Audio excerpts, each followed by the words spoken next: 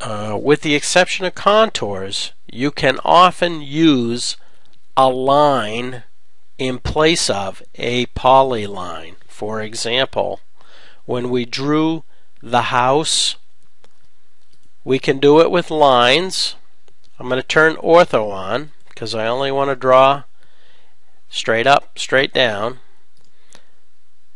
So I can draw with a line. That's not a perfect box, but it looks like one. So those are lines. The other way to do it is with a polyline. It accomplishes the same thing. They look the same, but they are different. And how they behave, some of the features available to polylines aren't available to lines. But you can almost always get away with using a line in place of a polyline.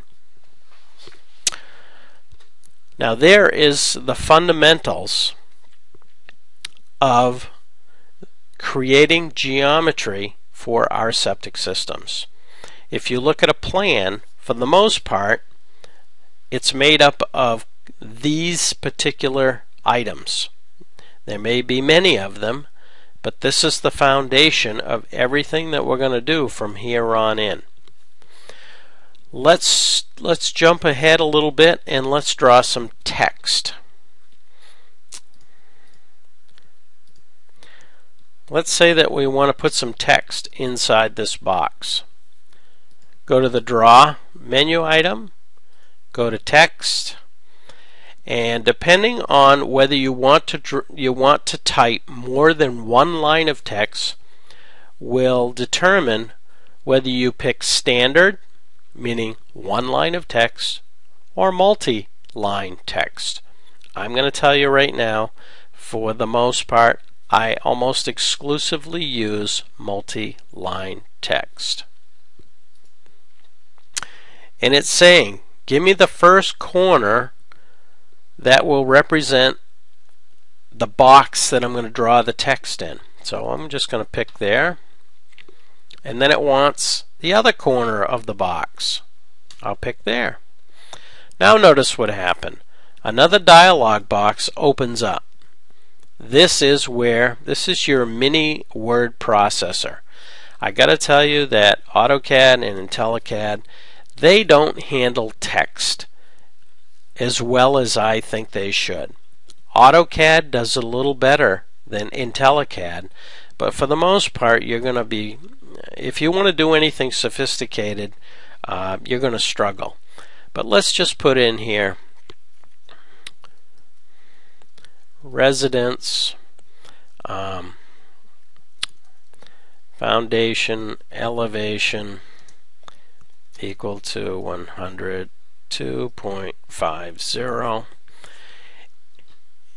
And under properties, you can justify the text. Right now it is left justified. I'm just going to say I want it to be center justified.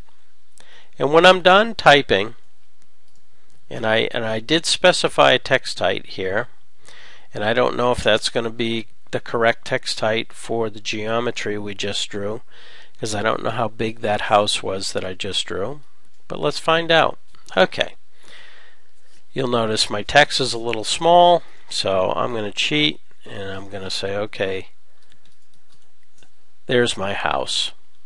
So now we have a box representing a house, we have text in it, and we will have our contours, our well radius, and I'm sure we'll have some roads, some other symbols in the drawing that will represent monumentation if it's within range of the drawing that we're going to create.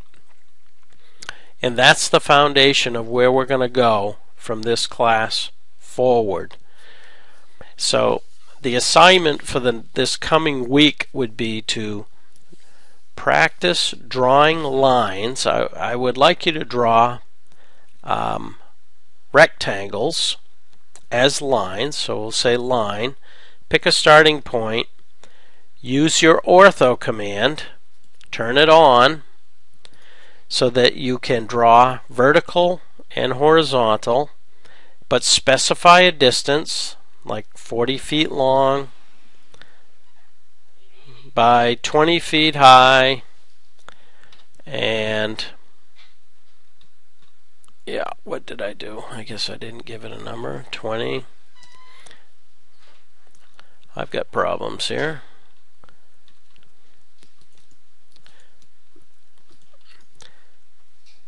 $40. And then notice I move my cursor up, say 20 feet, come back 40 feet, come down 20 feet. There's my house. I'd like you to do the same thing with Polyline. Polyline, PL. Pick a starting point. Go 40 feet. Then go 20 feet up. 40 feet back. 20 feet down. Now they look the same, but we both know the geometry is actually different. Practice drawing circles at specified radii or diameter. The most common one that we encounter is 75-foot radius.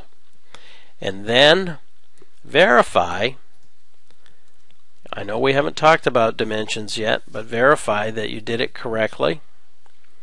You can go draw, dimension, and it may look a little different in your version of AutoCAD. It may just say diameter rather than radial. It may get you here a little quicker. And then select the entity. And sure enough. So you should be comfortable with that. And then I want you to draw some multi-line text. Text. Multi-line, and if you want to, notice it's asking for the first corner for the block of text that we're going to create. I do not have a snap setting turned on. Let's say we want to go to the end of that line. Pick the O snap, and you'll notice it jumps right to the corner, and then it wants the other corner of the block. Pick O snap again, and then come back to your house and pick the other corner. So now whatever text we type in here, and we want to center it, top center. Okay, and then you can, if you don't like where it is located, you can move it. Edit, move, select the item. Again, notice what's happening at your command line. And position it. So lines, polylines, multi-line text. If you want to play around with some of the other text features like standard text, you'll notice it's just asking you now for a starting point. So I pick a location, it asks me for my text height, I'm going to take the default. It asks me for a rotation, make sure that you put in 0, and now it wants the text. And there it is. One line. A lot of folks prefer to use the one line or the standard text. I do not. Again, this is going to be your preference. One of the reasons that I prefer to use multi-line text is that when we go to edit, and the edit is the A with the pencil icon, or you'll find it under edit, text, edit text. I prefer to use the icon. You'll notice we're right back in the old word processor. If you want to edit single line text, edit text, edit text, you're going to get a different dialog box. It will not let you create multi-line text. Let's say I wanted to add another line of text after that one to represent what I'm showing up here. With single line or standard text, your only option is to draw another standard line of text below it.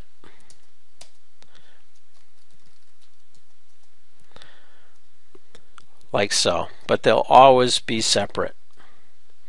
So I prefer, in case I want to go back and edit, I prefer to use multi-line text unless I'm labeling something that I know will never need to be multi-line text.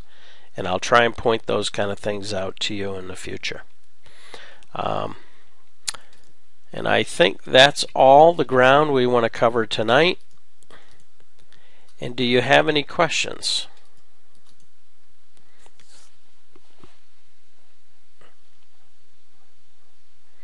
Okay, and when you do, I want you to send me an email if you get lost, and I will try and respond as quickly as I can. And if you get an opportunity to watch someone in the office, it would help reinforce what we're talking about. And obviously there are other ways to do things than I've shown you. I've tried to demonstrate more or less the foolproof method by using the menu system. You will notice pretty quickly though that there is one piece of geometry that is missing from the draw menu, and that is rectangle. Now, why it is not in the menu system, I do not know. I know that AutoCAD, the AutoCAD version of Carlson, also has it missing. You will find it in a toolbar. It's in the Draw toolbar, and there it is right there. And you will use that pretty regularly. So I recommend that you have that toolbar open so that you can get to the rectangle command quickly. And that's a whole lot faster than using lines and polylines.